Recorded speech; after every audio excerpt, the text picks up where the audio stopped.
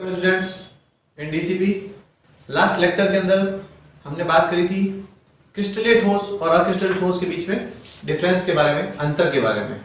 ठीक है, जिसमें हमने पढ़ा था कि क्रिस्टलीय ठोस जो होते हैं उनकी ज्यामिति कैसी होती है, निश्चित ज्यामिति होती है, जिसके अंदर हमने NaCl का एग्जांपल लिया था और हमने बात करी थी उसमें कि जो एक Na होता है उसके चारों ओर 4 Cl होते हैं, यानी कि एक Na 4 Cl से घिरा होता है तथा जो एक Cl होता है वह 4 Na से घिरा होता है।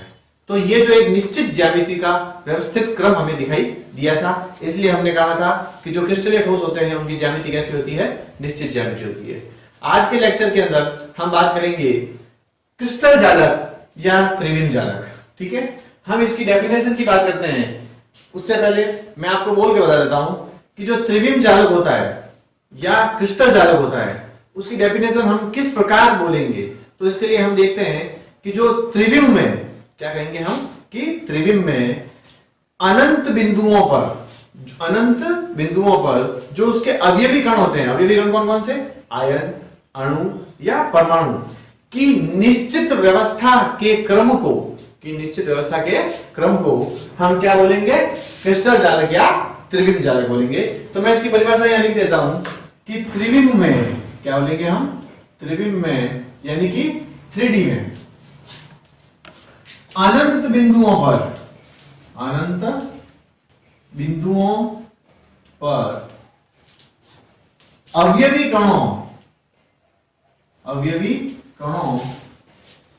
कणों कौन कौन से अवयवी कण हो सकते हैं हमारे पास में, आयन अणु हो सकते हैं, या क्या हो सकते हैं, परमाणु हो सकते हैं। ठीक है बच्चों, अवयवी कणों की नियमित या क्या बोल सकते हैं इसको, नियमित या निश्चित व्यवस्था के क्रम को क्रिस्टल जालक या त्रिविम जालक कहते हैं। क्रिस्टल जालक या त्रिविम जालक कहते हैं।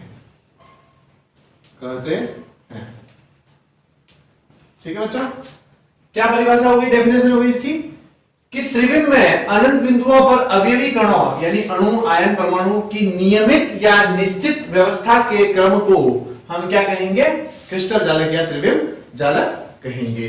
ठीक है, जिसका डायग्राम हमने पीछे लेक्चर के अंदर जो है NaCl का लेकर के हमने जो इस जालक का निर्माण किया था और उसको हमने पढ़ा भी था। मैं वापस वही एग्जांपल बना रहा हूं।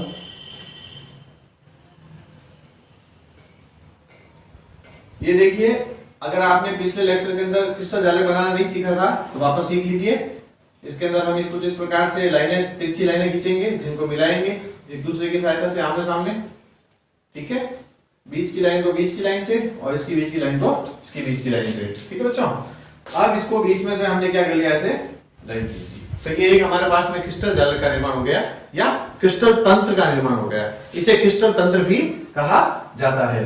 अब देखिए, ये जो क्रिस्टल जालक बना है हमारे पास में, इस क्रिस्टल जालक को हम एक ईंटों की दीवार की एग्जांपल की सहायता से भी समझ सकते हैं कि जैसे कि हम देखते हैं इसमें कि मैं यहां पर एक ईंटों से बनी हुई दीवार का एग्जांपल ले रहा हूं, तो जिसमें हम देख रहे हैं कि कुछ इस प्रकार की ईंटों से बनी हुई दीवार होती है। इस दीवार के अंदर जो है आप देखिए एकदम जो है इनके अवयवी कणों का जो क्रम है व्यवस्था का, वह कैसा है, निश्चित क्रम है। यानी कि सारे के सारे अणु जो है इसके अंदर वे कैसे हैं, व्यवस्थित क्रम में है, निश्चित क्रम में है और एक दूसरे के साथ जुड़ करके किसका निर्माण कर रहे हैं, क्रिस्टल जालक का निर्माण कर रहे हैं। ठीक है बच्चों, ये हुआ हमारे पास में क्रिस्टल जालक या त्रिविम जालक। अब हम बात करते हैं मात्रक कोष्ठिका या एकक कोष्ठिका के बारे में। ठीक है, अब हम बात कर रहे हैं एकक कोष्ठिका या मात्रक कोष्ठिका या इकाई सेल से क्या अभिप्राय है हमारा, या ये क्या चीज है। तो इसके लिए हम देखते हैं कि जो क्रिस्टल जालक होता है, उस क्रिस्टल जालक का निर्माण हमने ईंटों से बनी हुई दीवार की एग्जांपल की सहायता से पढ़ा, जिसको देखो आप वापस पुनः देखते हैं हम इसमें। ये जो है एक ईंटों से बनी हुई दीवार है। इस दीवार का निर्माण जो है जिस छोटी सी छोटी इकाई, यानी कि जिस इकाई की पुनरावृत्ति यानी बारंबार दोहराने से इसका निर्माण हुआ है, वह क्या है, हम क्या जानते हैं, ईंट है। यानी कि ईंट को बार बार दोहराने से या बार बार लगाने से किसका निर्माण हुआ, ईंटों की दीवार का निर्माण हुआ। तो इसमें हम जो एक ईंट है, यानी कि इसका जो एक ईंट का एग्जांपल है यहां पर, तो ये देखिए, ये ईंट भी क्या है, एक घन है हमारे पास में, ठीक है। ये जो एक ईंट है, इस एक ईंट को बार बार लगाने से एक संपूर्ण दीवार का निर्माण होता है। इसी प्रकार हम क्रिस्टल जालक के अंदर मात्रक कोशिका या एकक कोशिका या इकाई सेल को हम कैसे बोलेंगे कि किसी भी क्रिस्टल जालक में वह सूक्ष्मतम इकाई जिसकी बारंबार पुनरावृत्ति से एक संपूर्ण क्रिस्टल जालक का निर्माण होता है, उसे एकक कोशिका या मात्रक कोशिका या इकाई सेल, यूनिट सेल भी कहा जाता है। ठीक है बच्चों, तो इसके लिए परिभाषा हम क्या बोलेंगे यहां पर कि क्रिस्टल जालक की वह सूक्ष्मतम इकाई जिसकी बारंबार पुनरावृत्ति से संपूर्ण क्रिस्टल जालक का निर्माण होता है, उसे मात्रक कोशिका, एकक कोशिका या इकाई कोशिका कहेंगे। ठीक है बच्चों, इसको हम एक घन के एग्जांपल के अंदर देखें तो किस प्रकार से मात्रक कोशिका, एकक कोशिका को हम बता सकते हैं। तो देखिए आप इसके अंदर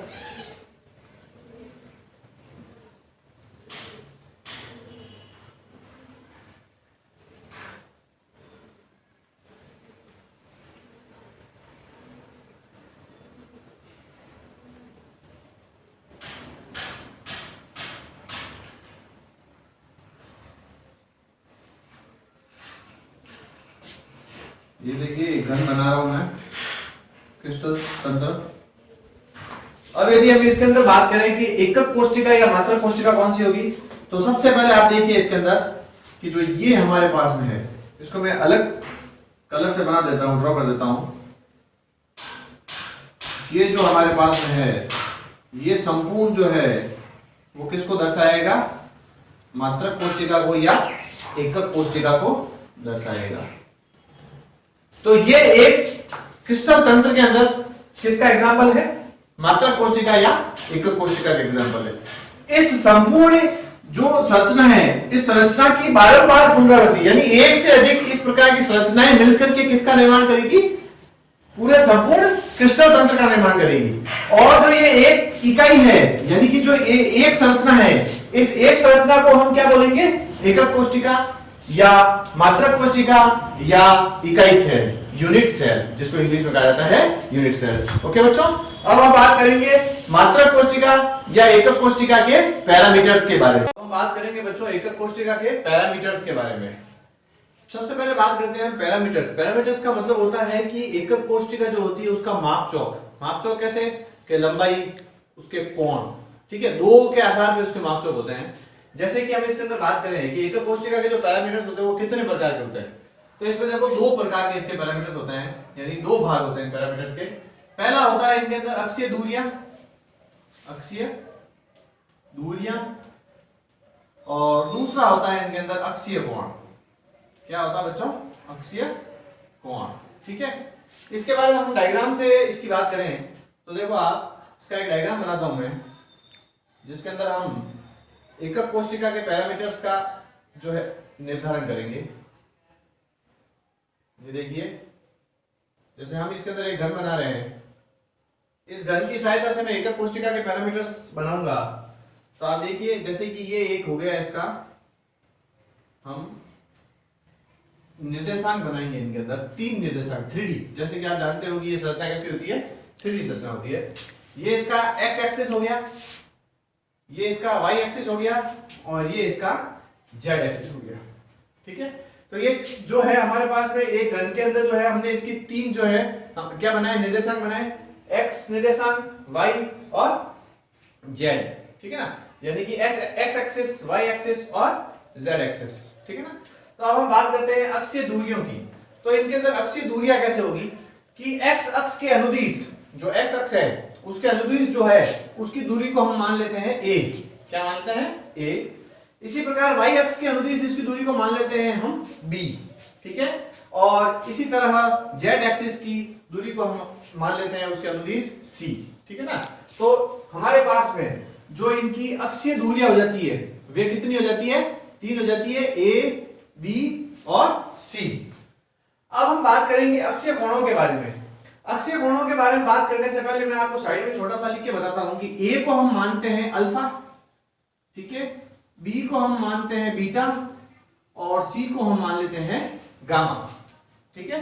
अब आप ध्यान से देखिए, a और b के बीच का कोण, a और b के बीच का कोण, इनमें कौन नहीं आ रहा है हमारे पास में, c नहीं आ रहा है, तो क्या हो जाएगा यहाँ पर a और b के बीच का कोण क्या हो जाएगा, गामा हो जाएगा, क्या हो जाएगा, गामा। इसी प्रकार b और c के बीच में, b और c के बीच में कौन नहीं आ रहा है, a नहीं आ रहा है, ठीक है। तो इसलिए ये कोण कौन सा हो जाएगा हमारे पास में, अल्फा कोण, कौन सा हो जाएगा, अल्फा कोण।